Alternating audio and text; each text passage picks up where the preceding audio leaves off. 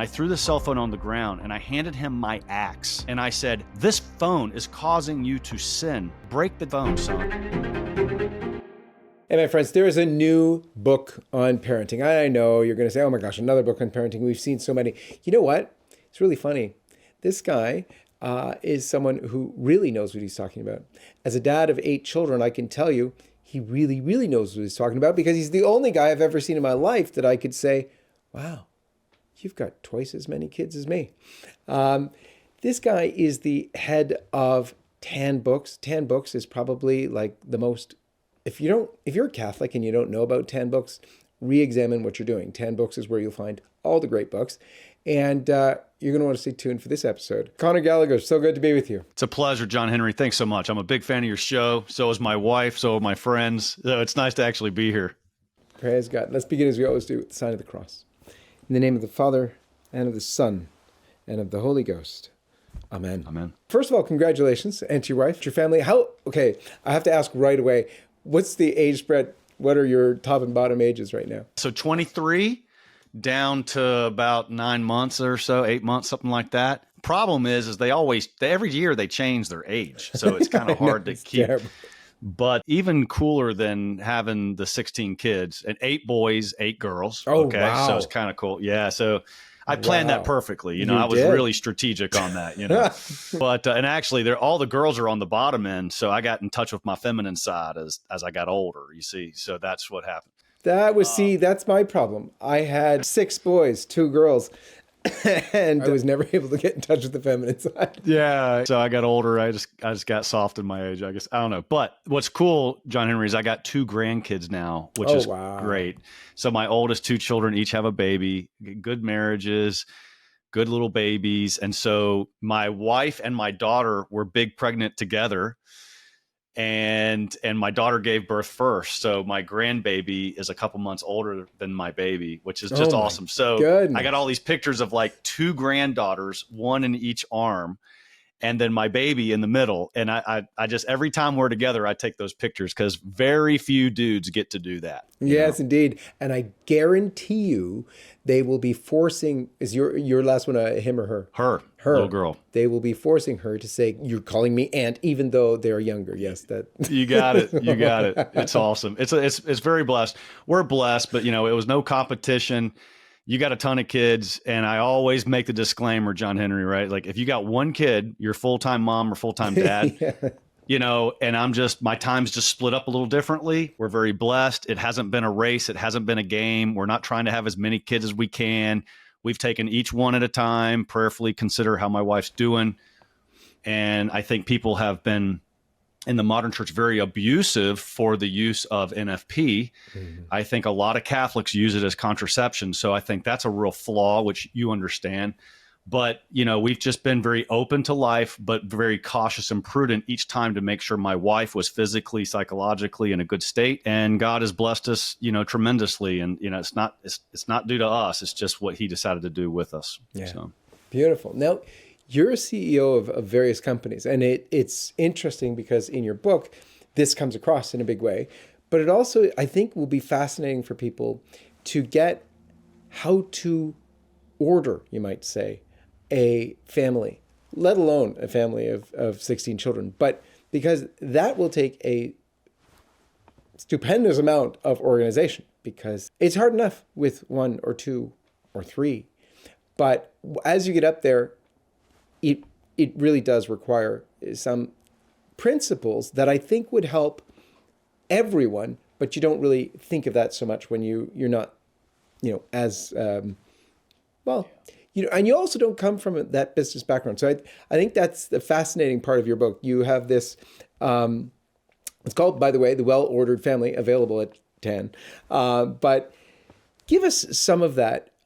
First of all, maybe you can tell us what inspired you to write this, other than having lived it, but what inspired you to write it? Yeah. So first of all, being steeped in philosophy, I have my master's in philosophy and my law degree. I very much fell in love with the idea from Thomas Aquinas that says grace perfects nature. But, my dad always told me in his folksy wisdom, Southern folksy wisdom, he said, son, God will feed the birds of the air, but he don't put the food in the nest. And what he meant by that is you have to go and he would also say you have to work like everything depends on you and pray like everything depends on God. He told me, don't be so heavenly minded. You're no damn earthly good. Like, so he had this sense of you got to take care of the natural order because the natural order is of God. Natural law is in place. And if you neglect that, it's very hard for grace to flow through an unnatural vehicle, right? And that's what Aquinas meant by grace perfects nature. So I have seen, as I'm sure you have, very well-intentioned, devout families that pray the rosary, go to mass, take their kids, send their kids to Catholic schools. They do all this stuff. But the unnatural society that we live in, the unnatural technology, the unnatural social order of things, the unnatural influences that they're receiving from pop culture, it ruins it. And so the grace from the sacraments like don't have any place to land, so it's very hard. I think families sometimes miss the natural order because they say, oh, well, we just pray and everything will be okay. We study the catechism. No, God has an order and structure to the universe. And so over time, my wife and I were very conscious to try to make sure that the natural order of our household was running smoothly. And that's mostly my wife's credit. She's really good at that. And at business, John Henry, as I learned business principles, well, one of my earliest books was called If Aristotle's Kid Had an iPod. And I took Aristotle's Nicomachean Ethics and I applied it to like raising kids in a digital world. I saw parenting advice in the writings of Plato and Aristotle. I just see it there. That's, if I have one unique gift, it's the ability to like connect philosophical dots to everyday real life. That's kind of what I'm good at. I'm not very good at many things, but that's one thing I'm good at. So when I was studying philosophy, I saw business principles. When I studied business, because we ended up buying TAN out of bankruptcy, and I had to learn how to run a business, as I studied all these business books, I saw, okay, oh, this is how I run my marketing department. This is how I run my finance department, my operations, HR, all the stuff you got to do to run a business. And I also saw, well, this applies to my family. This applies to home life. So that's kind of what I do is I connect these dots that are kind of unconnected. And so when people would say, oh, I have 2 kids and can barely handle it. How do you do it with 10, 12, 13, 14, whatever it is? Over time, I ended up saying, well, look, I don't really raise 15, 16 kids. I manage environments, just like I don't really manage every employee that I have. I manage systems and environments so that each person can flourish. Now, if an employee needs something, I zoom in like a hawk and focus on them. If a kid needs something, same thing. But can I build a system and structure an environment, a natural order in which 2 things are happening? One, it enables me to focus on what I need to focus on at any given time. And it allows God's grace to flow like a tsunami because the natural order is in its place. So that usually leads to an interesting conversation with families about you need to think about building environments and the structure and order of your family life, not just your kitchen and not just getting the laundry done, but the educational structure, your religious structure, your church structure, your worship structure, your liturgical life, the devotional life, society. Technology is a whole thing you need to manage like a business executive. You got to manage that sucker or it'll eat you alive. So all of these things, John Henry, are environments that all come together to make an ecosystem that are feeding off each other. And that's what I've tried to help people do is get order and structure to all of that so that God's grace can flow like a tsunami. And it will if you provide that environment for it to do that. So let's take the technology one, because that one seems to affect everybody today. What's your advice there? Because a lot of parents are just at a loss and don't know what to do. They've got a bunch of kids and they're infected with this stuff, and it's just they feel like helpless. It's a really great question. And so like practically, what do you do? And we could talk philosophy all day about the dangers of technology and statistics. And I guess what? Everyone knows that. So the question is like, what do you do tomorrow? And here's the answer. I created the most practical thing in the world. It's called a digital policy builder. Now, the Welder family business model is tool based. It's worksheets. Tools are worksheets. So you can go. I'm not trying to just hawk it, but you can go to wellorderedfamily.com and go to the toolbox on the website, and you can download the digital policy builder. It's a simple worksheet. And here's the thing, John Henry, your family's different from mine. I'm not going to tell you how old your kids have to have a cell phone. Like, that's not what I'm meant to do, right? What I want to do is say, you have to ask certain questions. You have to ask certain questions. What technology is allowed? When is it allowed? With whom can they communicate? And where can they use the technology? And from experience, I've learned that the where is actually the most important question to ask, because they're probably not going to be watching, adult movies at the kitchen table on their laptop. Okay. But they might be behind closed doors if you don't have the right constraints on your technology or anything. So the where is extremely important, transparency. So fill out the tool. Parents, go to the website, get the tool, and it's free. Just fill the tool out. I just ask basic common sense questions. And here's the thing, conflict with teenagers, John Henry, usually doesn't come out because the kids just lie and cheat and steal against, mom and dad's rules. That's usually not if that's the case, you got bigger problems. Usually it's the teenagers taking an inch, taking a little more, and breaking the rules slightly. You, as mom and dad, kind of loosen up the rules a little bit. It starts slipping away. And then, a month later, everything's out of whack. So you need crystal clarity on technology. And I'm not like a detail guy, but on technology, you need precision, like nuclear reactor oversight precision. Okay. It's like the people looking over the nuclear reactors, every detail's critical. It goes kaboom, right? So with the digital technology in your teenagers and middle schoolers' hands, you need complete and total precision, because it's that important. Their soul, their eternal soul, is on the line. So you got to measure, you got to track, you have to have crystal clear rules. You have to love your children, and you also have to not trust them. And that sounds hard for people, but I have every right to take the device out of my teenager's hand who lives in my house and take a look and check his history and see what he's doing. And if you start that young, you realize it's not like an invasion of their privacy, because they don't really deserve privacy in their home, in my home. Mm-hmm. It's not a question of like individual rights by some liberal judge. It's not that at all. It's, I am here to help you remain virtuous. That's why I'm here. So have the policy, and then look over their shoulder constantly. Take their device, check it out. Of course, put the filtering technology on there. That's very important. But you have to have the guts to take the device out of your teenage girl's hands and look through her stuff in order to help her stay virtuous. And a lot of parents have a very hard time doing that. Wow. Yeah, it's good advice. It's essential. You're right. It's like a nuclear reactor, because the same damage that can be caused from nuclear explosion is the same as in a spiritual sense, the same as what can happen here. It can lead to destruction, worse than destruction, eternal destruction. So, yeah, fascinating. Thank you for that. And you better bet I'm going to your website to download that immediately after we get off. Secondly, in your book, you have these 6 components of a well-ordered family management system. What are the advantages? Well, tell us about those, and what are the advantages of those principles? Yeah, so I'll kind of take you around the wheel real quick. It's 6 parts. And again, these are parts that I found that work in business. And so I think they work in family, because it's kind of like natural law. It applies to every organ. By the way, what's a business? A business, it's a group of individuals coming together to try to accomplish a certain goal. And that's really, and your goal, thank God, is, something with the Catholic faith, but that's a particular. You actually, in the most general sense, have the same goal as the LA Lakers. It's a group of individuals coming together to try to accomplish a certain goal.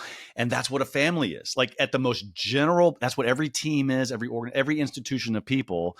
It's just our goals are different. So I think at the most fundamental natural law level, the same rules apply to an athletic team, to a church, to a family. I just do. Now, so those 6 components are vision. It starts with vision. Like, what are you really trying to accomplish? And I help people answer the question, why did God create the Weston family? Why did God create the Gallagher family? For what purpose, right? And of course, for you and me, that has everything to do with our Catholic faith, right? But families have to grapple with that question and write it out. And I have tools to help you do that. I also have coaching services that like help people do this. The second part is unity. The great Jim Collins, he's a great business author.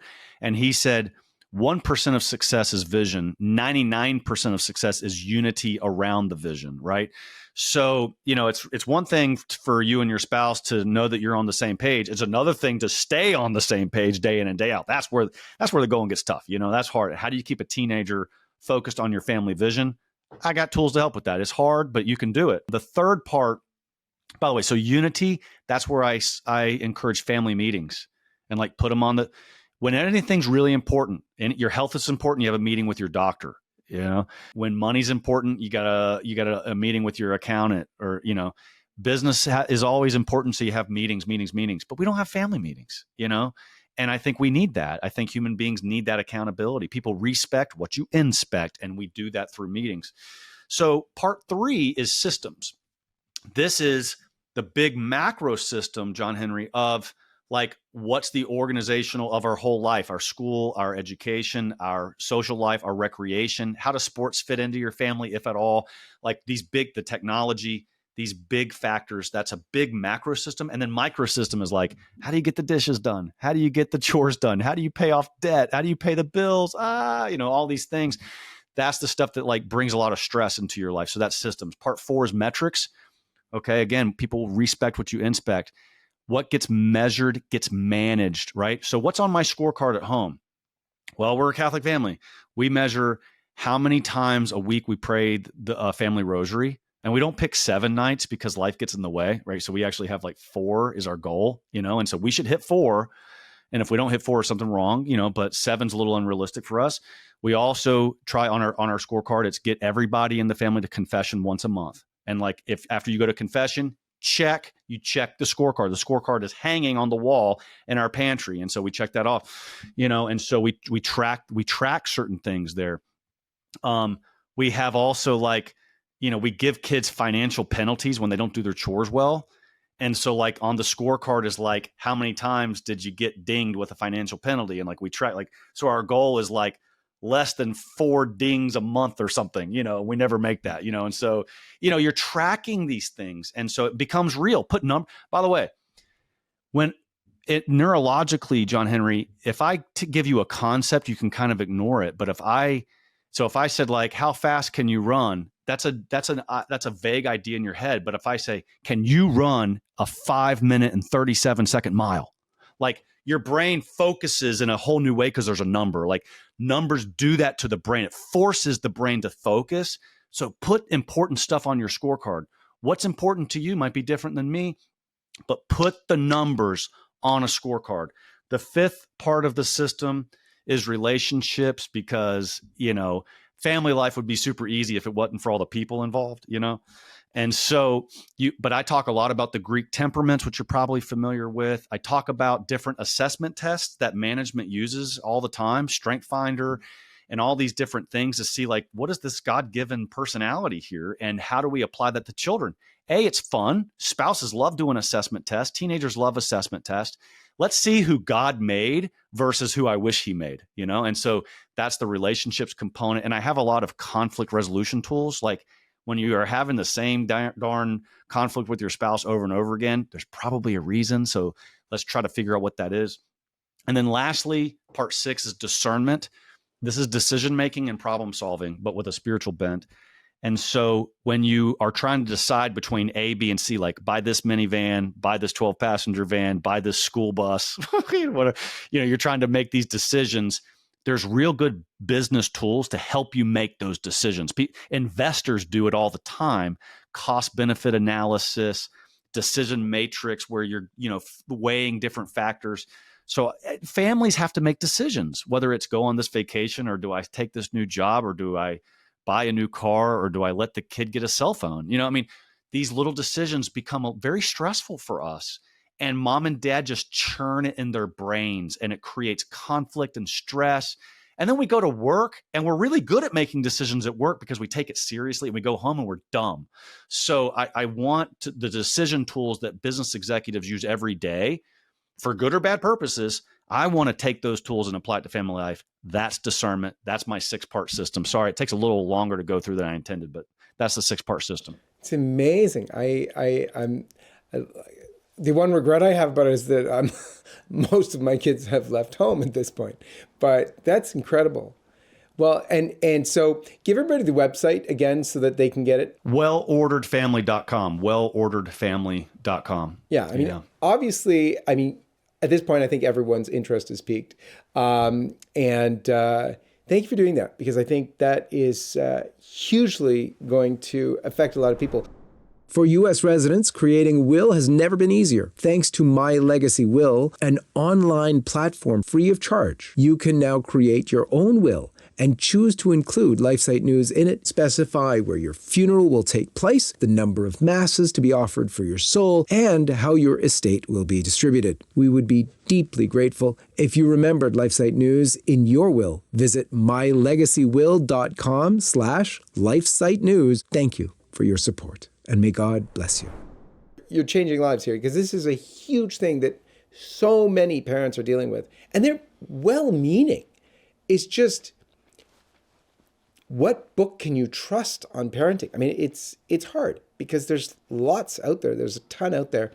And thank you for coming at it from experience and fidelity. That's what people are looking for. They're looking for the experience and the faithfulness. And once that's there, now you've got them across the gamut, right to 23, and married and out of the house, which is really beautiful. What struggles have you seen, and how have you overcome those? You don't have to be super specific, but I'm sure there's been a lot of struggles that you had to deal with that were really serious. What's basically some of the best ways to overcome those or get through those? Yeah, I can't really relate. All my kids were perfect, born without original sin. We've never had any problems. I don't know what you're talking about. No, man, it's been brutal. It's been a bloody knuckle fight for a long time. It's hard. It's really hard. And so I think some of the hardest. I mean, we've dealt with all the normal stuff. My kids are exceptional. I mean, I do. We're very blessed. We don't struggle with a lot of the same things that everyone else does. Part of that's because we've homeschooled. I mean, that's been a major blessing in our lives. It's not for everybody. I'm not saying everyone has to homeschool, but for us, it's shielded our kids from a lot of negative influence, and we can be very particular in who that we associate with. But some of the most painful, I have the stories of like when my little kids have gotten hurt. We've never had a serious trauma, but like one kid, when he was 2, he broke his femur.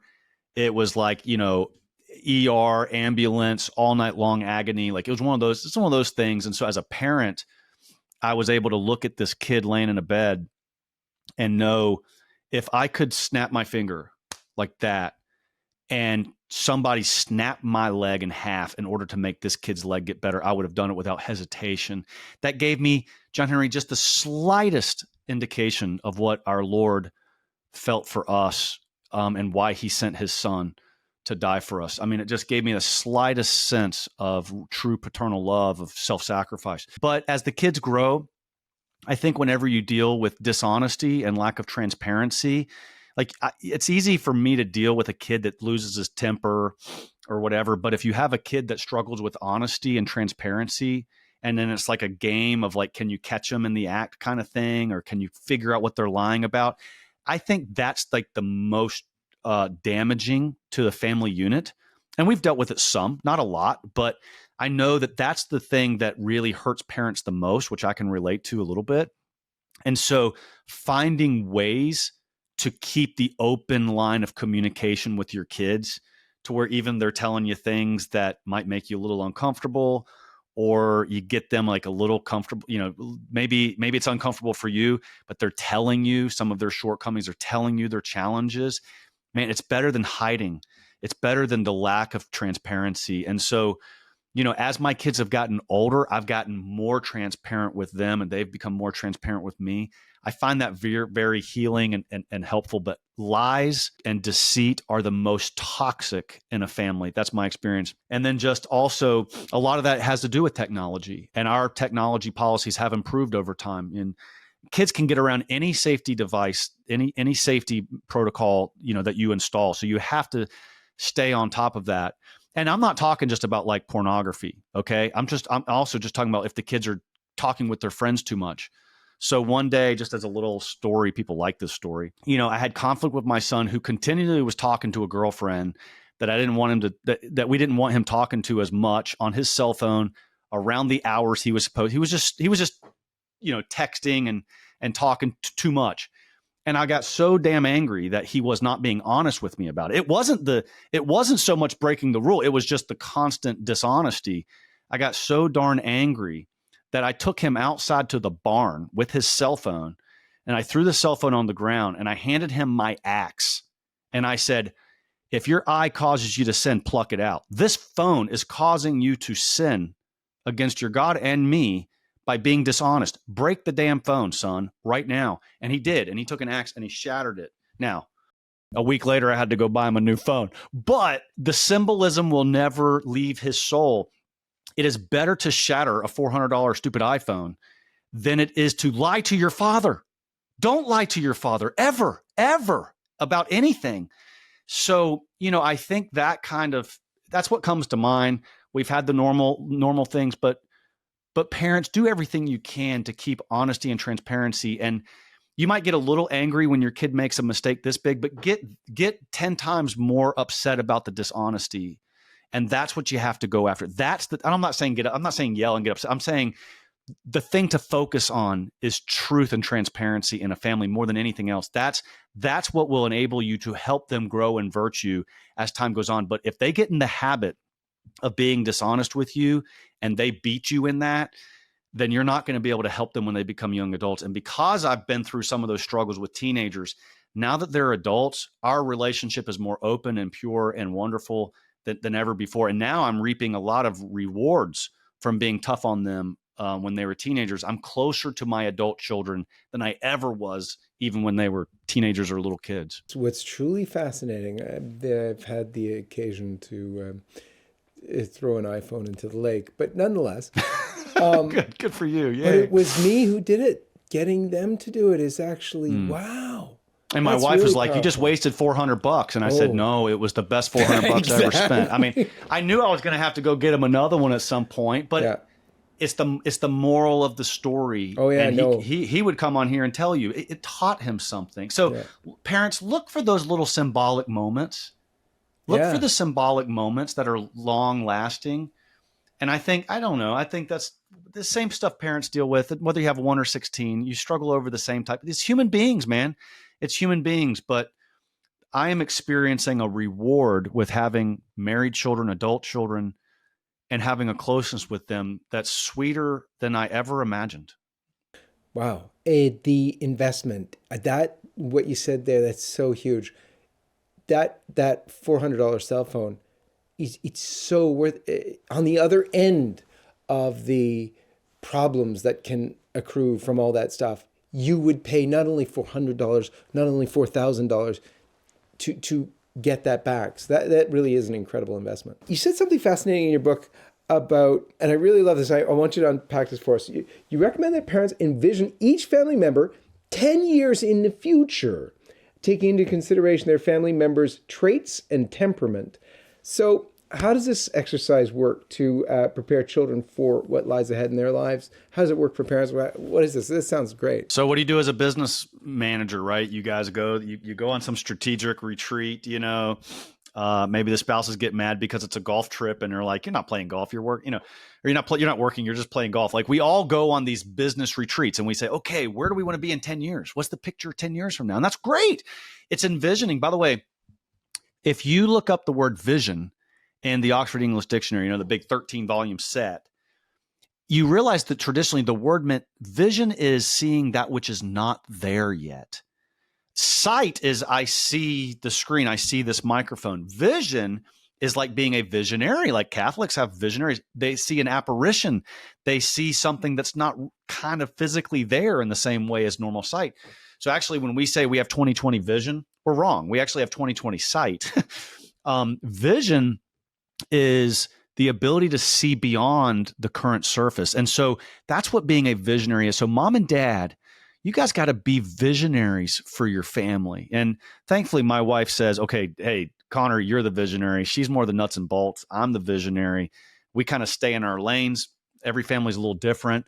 But but so I'm the visionary for my family. And so I did an exercise first about 5 years ago, and now I try to repeat it once a year at our annual family meeting. And I say, okay, what's going to be going on in 10 years from now? So when I first did it 5 years ago, John Henry, I said, well, in 10 years, oh my gosh, my kids might be married and they might have a kid, which means I'm a granddad, which means I'm going to be climbing in bed with a grandma. What's going on here? Whoa. And it was like my world was like, it just made it feel really, really normal. And my wife's the most beautiful grandma in the world. I mean, you would never know she's a grandma, but you take on a different identity. Like, since when am I, a young guy, married to a grandmother? What is that about? It's just strange. But I then said to myself, here's a practical example of how it helps. If my kid has a kid in the next 10 years, I have to raise my child to be a parent. So I was like trying to help my kid go to college and figure out his career. No, the most important thing I can do with my teenagers is help them figure out how to be a husband, how to be a father, how to be a mom, how to be a dad. Like, be an accountant, be a financial planner. Come on, that's not important compared to being a spouse or a parent. So it really did say, okay, I'm raising a parent. Oh, I'm not raising kids. I'm raising a parent. I'm raising a grandparent. One day that kid's going to be a grandparent, a great grandparent. So I started looking for opportunities to show my kids, hey, this is my imperfection. I'm not a very good dad in this way and that way. I want you to be better than me. I want you to be a better father, a better husband. Look at how I've let your mom down in these ways. You need to be better than me. You need to be better than your mother. She's amazing, but you're called to be even better than either one of us. And so, I changed my focus from raising kids to raising adults, raising parents, raising spouses. And so the 10-year vision made that, it just smacked me in the face. And guess what? It didn't take 10 years. It took like 4. And two of my kids were married and they had kids. And all of a sudden I'm a grandparent. So you have a 5-year-old right now. In 10 years, they're going to be a raging hormone at 15 years old with technology, trying to figure out their way in the quasi-adult world. You got to prepare that kid now for that. What can you do now to help with that? So I think envisioning the future. Now, 10 years from now, my 23-year-old son's going to be 33. He might have 4 or 5 kids.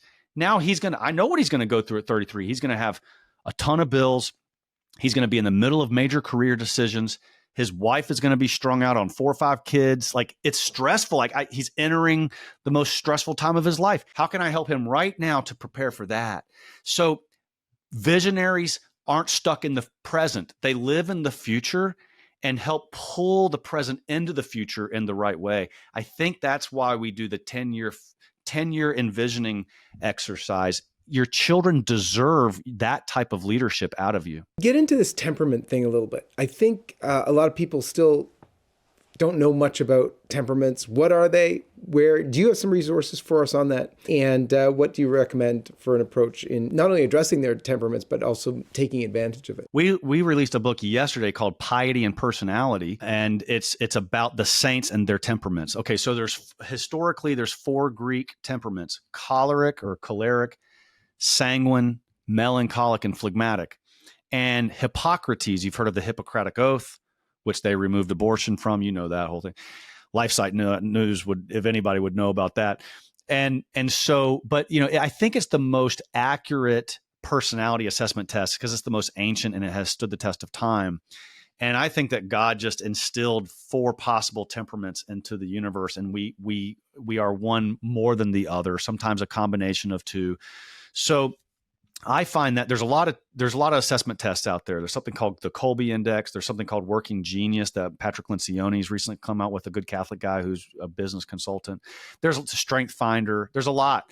My favorite is temperaments, and my wife and I have found that it's the best way for us to kind of diagnose, what each child is and each spouse is. So I'm melancholic, choleric. Well, kind of drives my wife bonkers, because I could be inclined towards depression. That's that melancholic in me. But I also have deep thoughts and I'm passionate about things.